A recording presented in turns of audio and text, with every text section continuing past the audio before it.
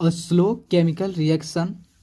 takes place in a fluid at the constant pressure of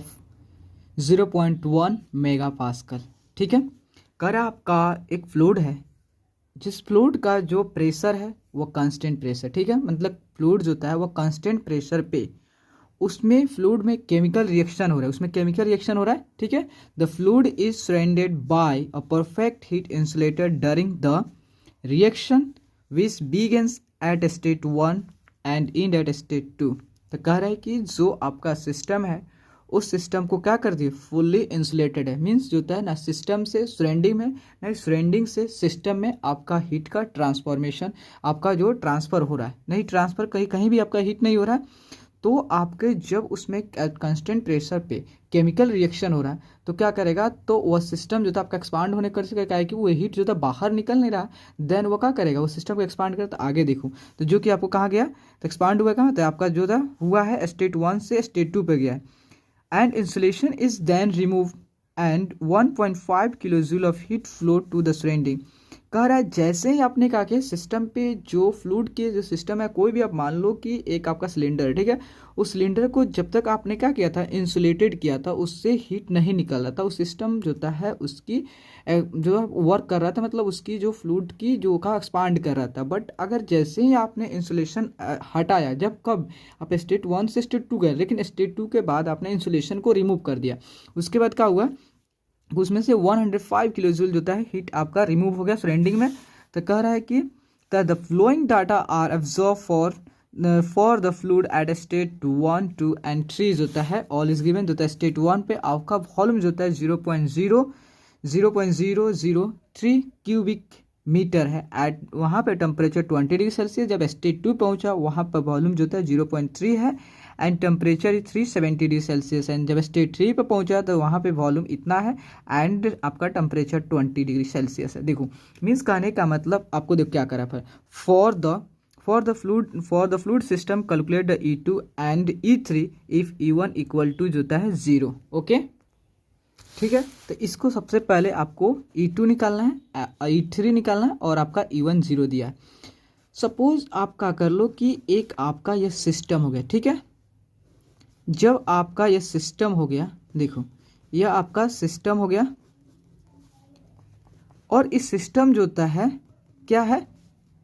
मान लो यह पूरा तरह से ओपन, ठीक है, तो सिस्टम है, इसमें आपका जो होता है यहाँ फ्लूइड है, ठीक है, फ्लूइड है और ये फ्लूइड जो होता है, ठीक है, और आपका जो था इसको क्या कहते हैं,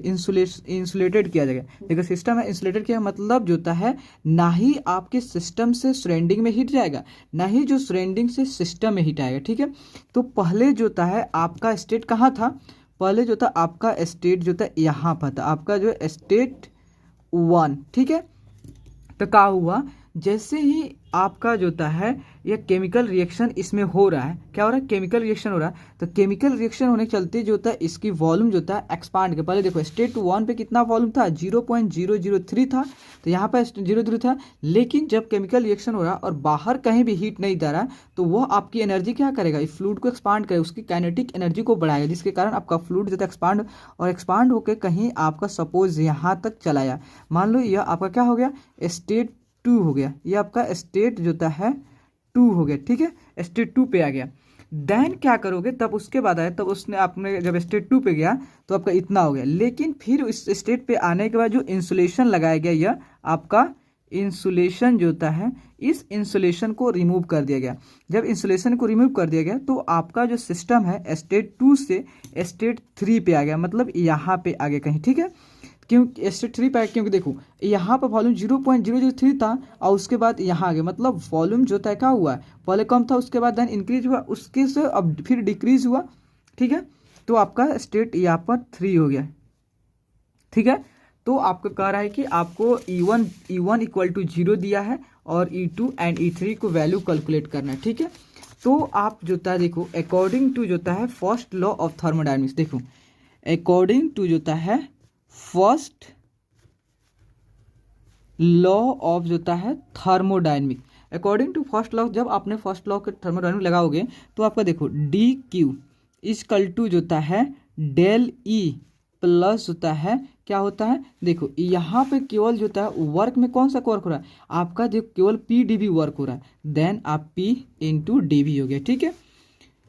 तो आपका देखो डी क्यू जो था फर्स्ट, अगर देखो अगर तुम्हारा एस टी कहाँ से हो रहा है, स्टेट 1 से जब स्टेट 2 पे जा रहा है तब, मतलब स्टेट 1 से स्टेट 2 पे जा रहा है ऑन दैट टाइम में आपको यह इक्वेशन लगाए हो। तो स्टेट 1 से 2 जाने पर जो था आपका इंसुलेशन है, मतलब जो था हीट का कहीं भी ट्रांसफॉर्मेशन नहीं हो रहा, ट्रांसफर नहीं हो रहा, then D Q equal to 0। और देखो डेली जो था आपका जो था final minus E two change है, तो आपका ई टू माइनस E1 हो गया, प्लस प्रेशर जो था आपने कांस्टेंट में, प्रेशर कितना था आपका, जो प्रेशर जो आपने था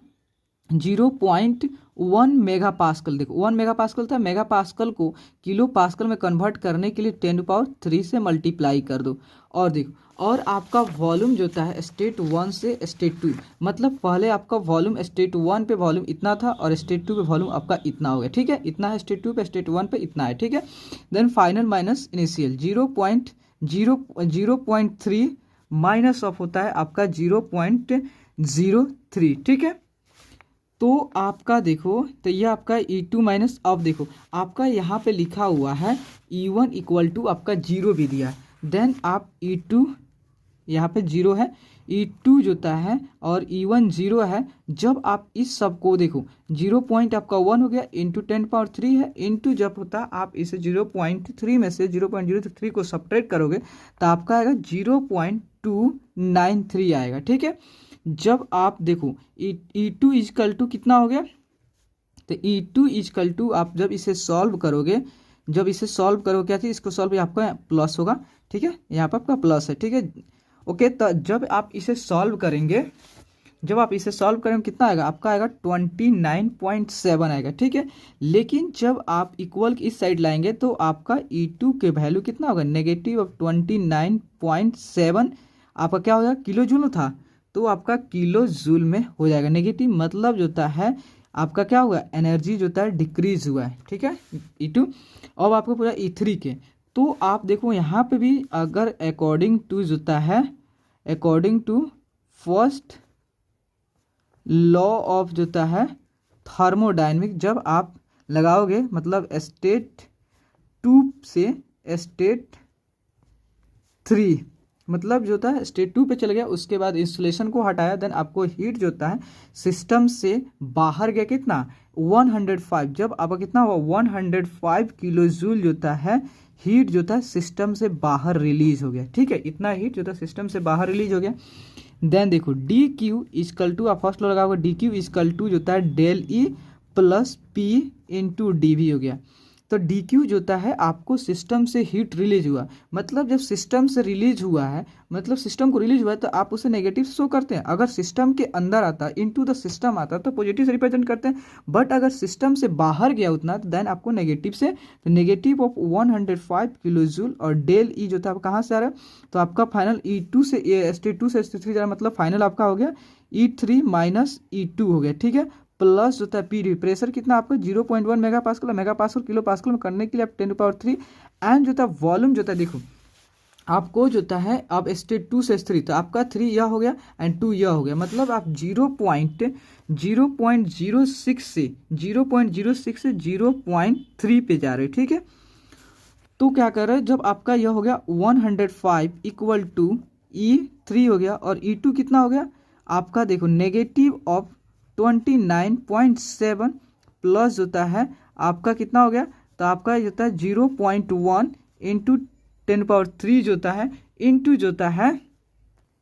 तो आपका कितना होगा, जब इसमें से आप इतना सब्ट्रैक्ट करते हो आपका नेगेटिव अब 0.24 होगा, ठीक है। देन आप क्या करोगे, तो आपका 100 ये 5 है और आपका E3 है और ये negative negative negative into plus होगा 29.7 प्लस होता है, और देखो यहाँ पर प्लस इंटू माइनस मीन्स आपका नेगेटिव आएगा, नेगेटिव आएगा। जब आप इस पूरे डाटा को सॉल्व करेंगे तो आपका 24 आएगा, ठीक है, 24 आएगा। देन आप क्या करोगे, देखो इधर 105 है प्लस होता है कितना, यहाँ पर आपका 24 इक्वल टू, और देखो यहाँ पर 29 प्लस है, तो देखो इसके बदले सॉरी इसको काट दो, देन देखो आपका यहाँ पर 105 है और इधर प्लस है देन इधर आपका 29.7 हो जाएगा, और इधर माइनस है देन आपका ये प्लस हो जाएगा 24, तो आपका E3 आ जाएगा। ठीक है, E3 है। जब आप क्या करोगे, इस सारे वैल्यू को सॉल्व करोगे तो आपका आएगा कितना आएगा, -11 आपका 0.7 आपका E3 का वैल्यू निकल के आएगा। तो आपका E3 भी निकल गया और E2 भी निकल गया। इतना जो था आपका E3 का वैल्यू आएगा -11 जो था 0.7 किलो जूल आपका E3 का वैल्यू निकल गया। प्लीज़ दोस्तों, अगर आपको वीडियो अच्छे लगे देन लाइक एंड सब्सक्राइब ज़रूर करें। Okay, thank you.